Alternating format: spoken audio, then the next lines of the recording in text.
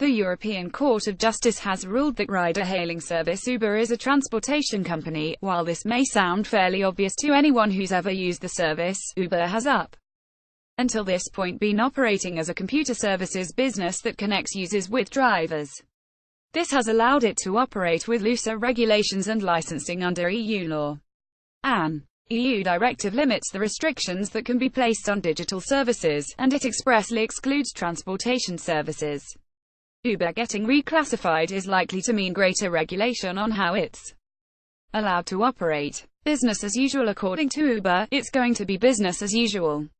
A spokesperson has said, this ruling will not change things in most EU countries where we already operate under transportation law. However, millions of Europeans are still prevented from using apps like ours. As our new CEO has said, it is appropriate to regulate services such as Uber, and so we will continue the dialogue with cities across Europe.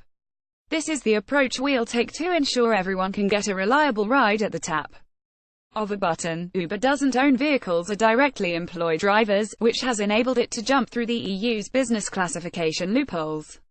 It will be interesting to see if being classified as a transportation company does anything to change the rights for the drivers who work for Uber, an issue that's currently the subject of legal action in a number of countries. It's also unclear whether these changes will affect the service for the consumer.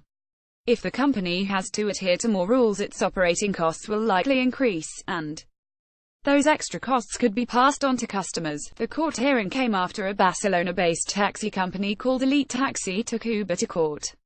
The case was referred to the European Court of Justice, which ruled the service provided by Uber connecting individuals with non-professional drivers is covered by services in the field of transport. Member states can therefore regulate the conditions for providing the service. Via The Guardian.